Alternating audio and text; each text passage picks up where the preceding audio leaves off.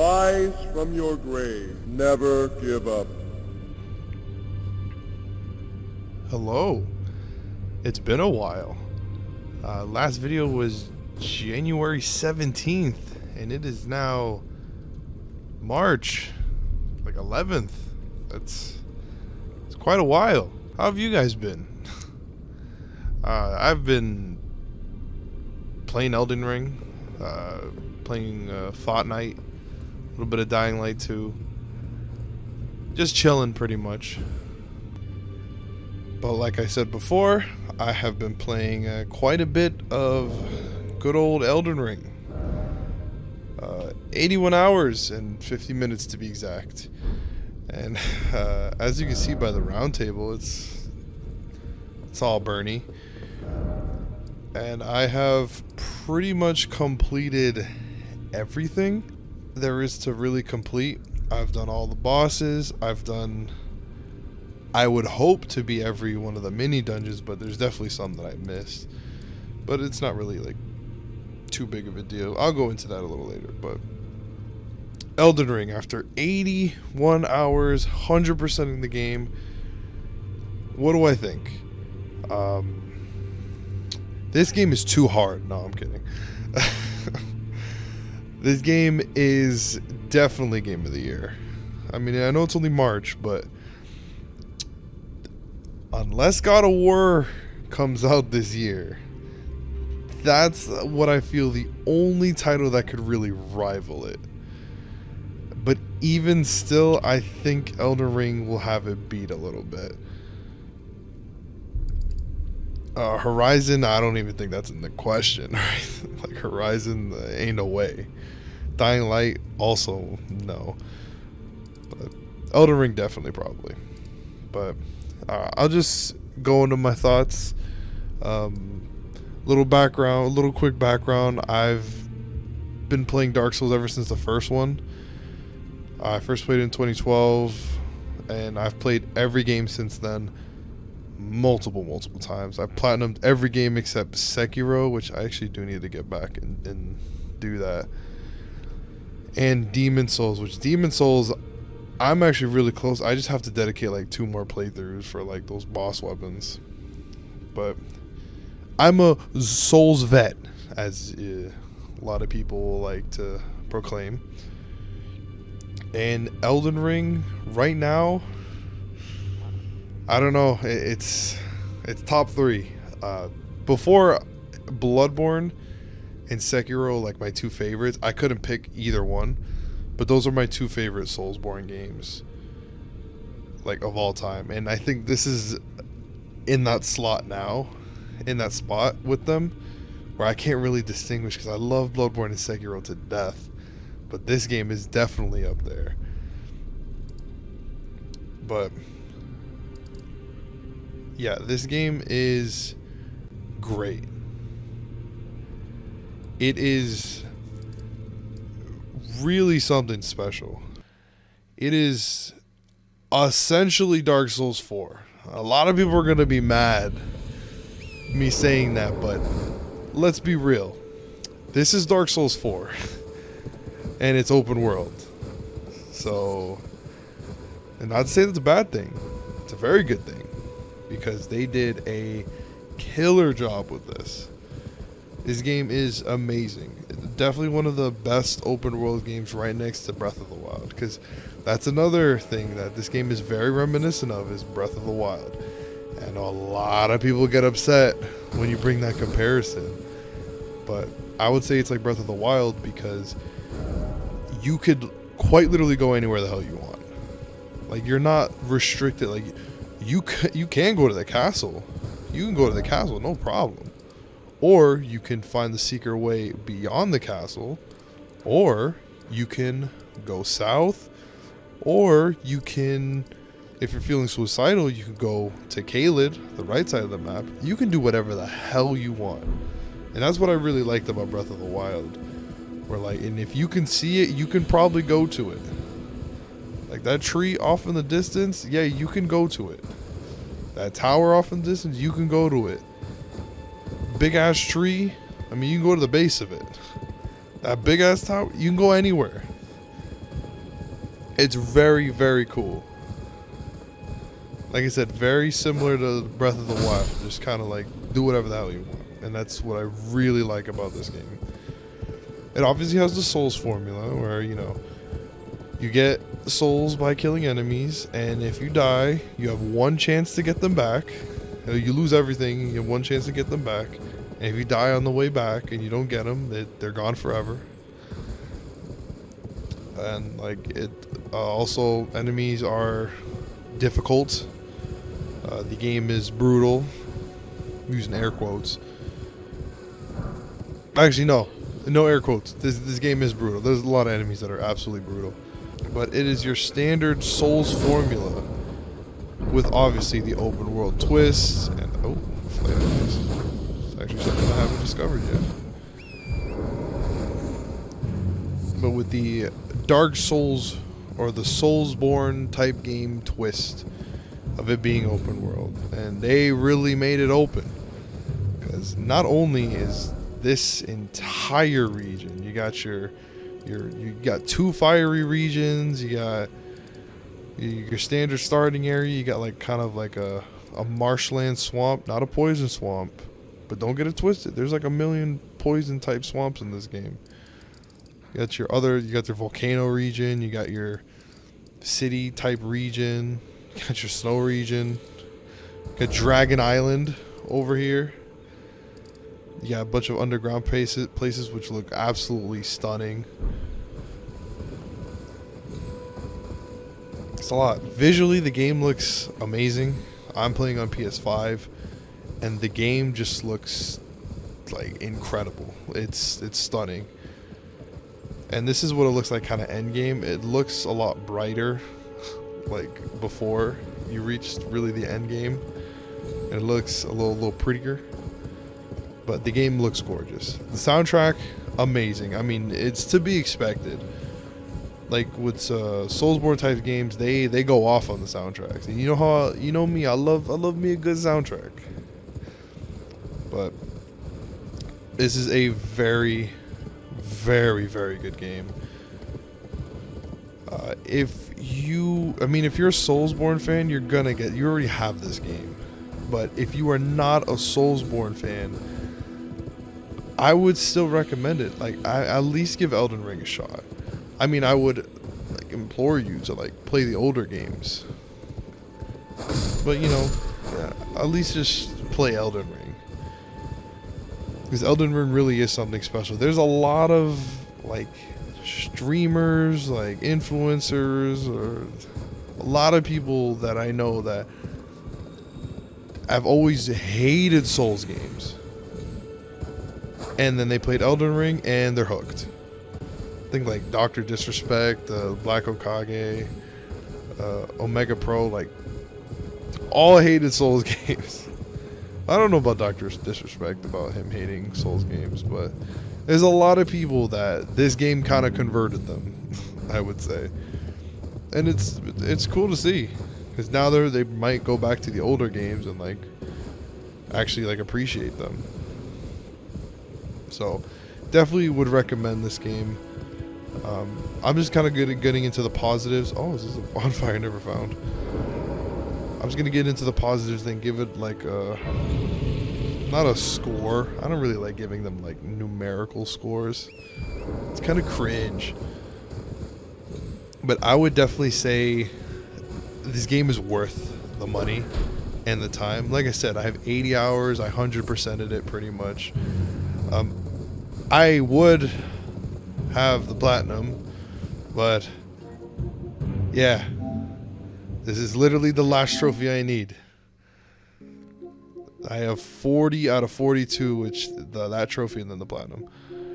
I am only missing one weapon, and it is missable, and I missed it because there's kind of like a mid-ish game area. And if you progress further enough towards the end game, that area becomes kind of unavailable. So the only way I can get this last like weapon is if I go to that area in New Game Plus. which is very annoying because I would have my platinum right now, but alas, I have to wait a little longer. But like I said, the game's really good. It's fun. It's challenging. It can be bullshit. I'm not gonna lie. But kind of like overcoming it is like part of the fun.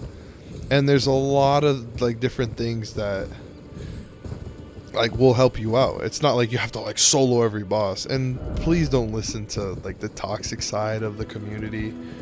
Like, oh, you beat this really hard boss, or you use magic, or you use summons, oh, you didn't actually play the game, or you didn't actually fight the boss. It's because, I don't know, like, people like that are fucking weird. It'd be one thing to say, like, oh, this boss was piss easy, and then they use, like, summons and, like, magic and everything. That would make sense, but it's usually just people I see on Twitter. Oh yeah, I beat this boss, like finally. Oh, you use this thing, it's invalid. But that's the topic for another video. I can rant about the Souls community forever. Like I completely left the Souls community in like Dark Souls 2 because it was just so fucking toxic. Like I said, topic for another video. If you wanna hear my thoughts on that, you know, leave a comment. But yeah, those are a lot of the positives. There's a lot more positives, but a lot of people already know the positives. Like, you know, oh, there's a lot of weapon variety. A lot of weapon variety, actually. You can really, like, you can have multiple builds, like a sorcery build, incantation, which is like miracles, which is another type of just magic. You got your fast weapon build, like me, I got a katana, I got dual katanas. I thought I was so unique, and then I see everyone else using this, but I don't care if everyone else is using this. Dual katanas is fucking awesome. And you got your super strength builds, all that stuff. There's a lot of variety. So if you get bored using one weapon type, or if one weapon type isn't working for you, you can easily switch. It's really good. What else? There's a lot of shit to do in this game. There is a good amount of bosses. A lot of them are cycled, but I'll get into that later. There is a lot of bosses and a lot of things to do.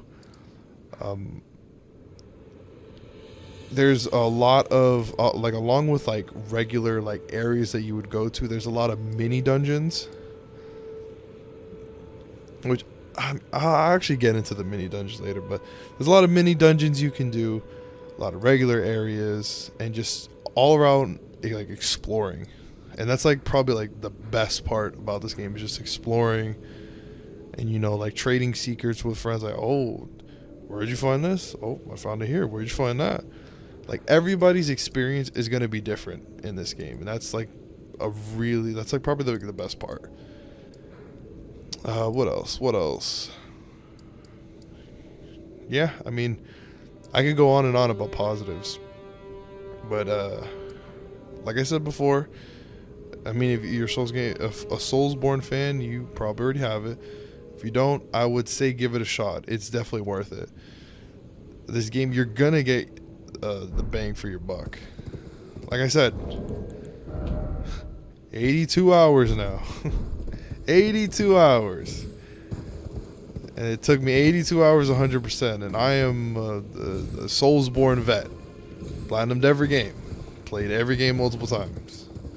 Almost.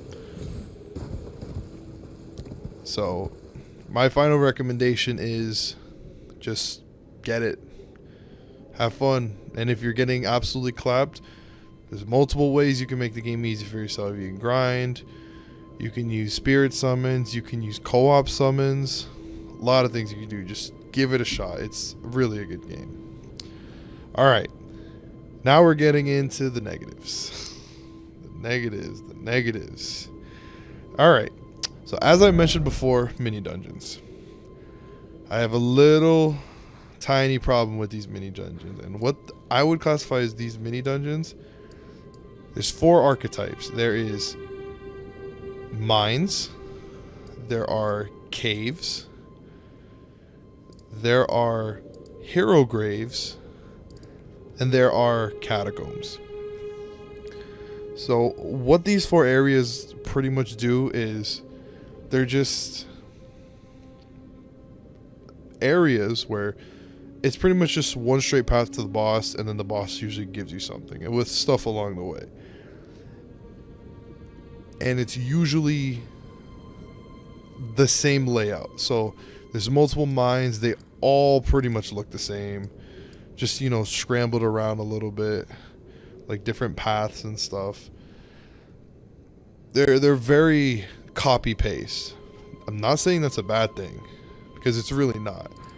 It's still fun and engaging. I mean, towards the end, it did kind of get annoying, especially with what I'm going to talk about next, the reused bosses. The major thing I want, I pretty much want like a little check mark just on these mini dungeons, so you can signify, oh, I beat the boss in this area. Because you can go to this area and the areas look the same. So just be like, oh, that's a distinguished feature of this area. I definitely been here and I did the boss. It's very hard to tell without going to the tunnel, or like mine or whatever, or cave, go all the way through to the very end just to realize, oh yeah, I already did the boss here. I really hope they'll add like a little quality of life where they just add like a little check mark if you did complete the boss there. Because I swear there's a lot of instances where I've almost missed bosses. It's like, oh, I'm pretty sure I did this, but let me double check, and then the boss gate is still there. It's like, oh, I didn't do it. But I would really much like a check mark on these mini dungeons. And before you say it, I know a lot of people on Twitter have said this, you can put markers. You can only put 100 down. And I have 20, and I barely have them across the map. There's not that many. I kind of mark like vendors and stuff. That's not enough. I just, just a little check. But that's really about it. And then the second thing is the good old reused bosses. Something that was hated with Dark Souls 2 and is in full force in this game. There is so many bosses that you fight multiple times.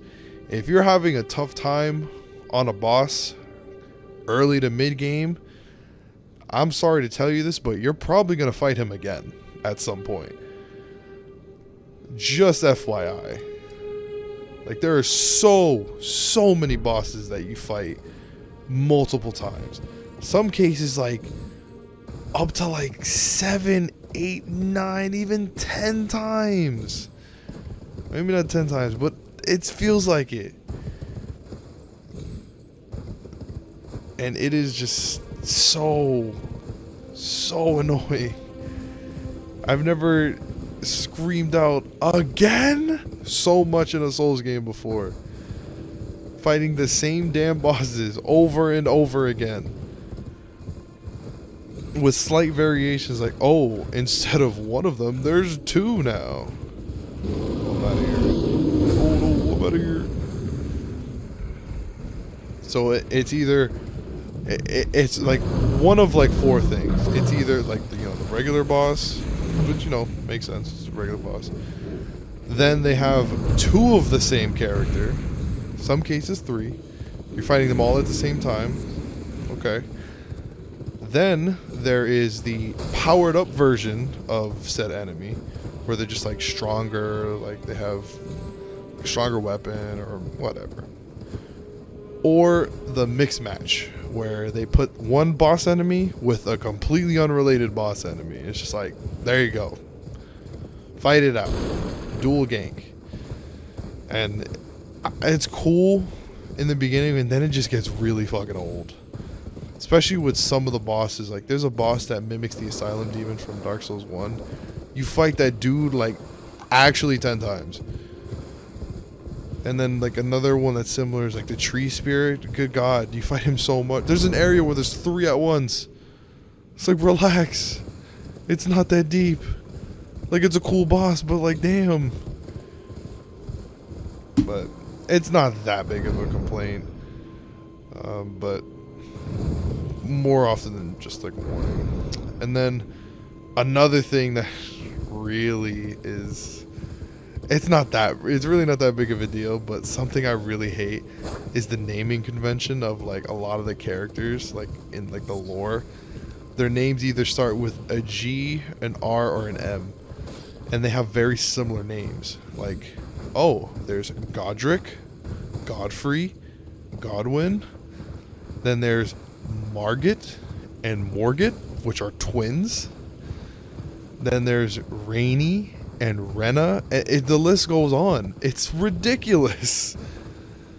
Like, it makes following the lore like kind of confusing because you kind of mix these characters together because a lot of them look the same. It's like Melania. Like, there's like, goddamn. It's kind of one of those things, just like, yeah, because I know why they did it. Like George, not George, well, George R. R. Martin, but like GRM. They took his initials and they wanted to have every lore character just have only his initials. It's whatever. It's one of those things. It's like it's really dumb. It just makes the story like a little hard to follow sometimes. You get confused. And then there's like little things where if you haven't played this game or you're like early game, you need to level up your health because there was a time like kind of like between mid and late game where I had my vitality stat at like 30-ish. I think like exactly 30. And there you just get one-shotted. I'm just letting you know right now, put points into your health.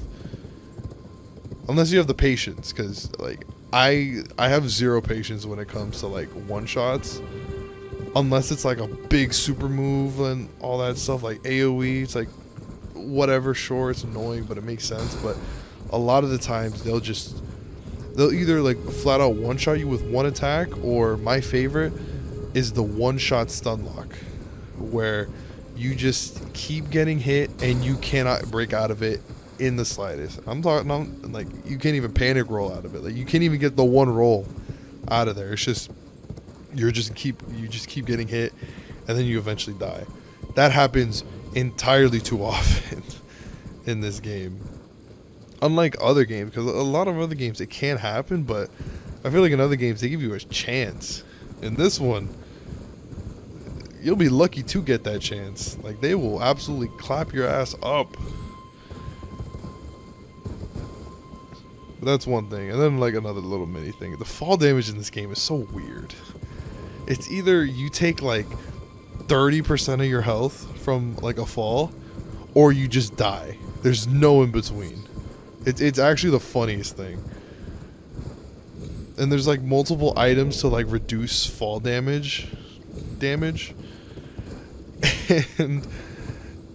that just makes it so, if you make it like I think if I jump off this I'm gonna take fall damage. I didn't, but if it was a little bit higher I would have taken a little bit of like a bit of fall damage. It's like fixed fall damage. Or if it was slightly higher, I would have just flat out died from it. No in between. Not like in the other past games where they kind of like calculate it or scale it. But as besides, but those are like really the only little like complaints that I had with Elden Ring. And another complaint I have, but it's not really about Elden Ring, it's just the community, how toxic a lot of the people can be. Just annoying and like gatekeepy. But like I mentioned before, like that's a topic for another video. Oop. And then real quick before I get off, this video is like really fucking long. But I guess it's just like a discussion, like a little ramble type video. Is DLC. DLC, I am pleased from. You didn't make DLC for Sekiro, but please make it for this game. And they could easily. Because if you see these clouds are usually on the map, and it's usually like kind of like blocked off, like, oh, you haven't been there yet. So it would be really cool if some of these clouds, like, oh, DLC Island, oh, DLC Island, oh, DLC Island, like I would be cool with that. Like, I definitely want DLC in this game. Absolutely. Yeah, DLC would be sick. They could maybe have it so like you kind of go back in time and you see a lot of these characters like in their prime. Like I think it's Godwin or is it Godfrey? I don't know. They all sound the fucking same. But you can see a lot of these characters like in their prime and just kind of like experience like kind of like a mini prequel. Or they could just flat out just throw in another island, a random ass island. I would not be opposed to that in the slightest. But yeah, in any case, those are my thoughts on Elden Ring. Great game, definitely buy it. And I will catch y'all in the next one.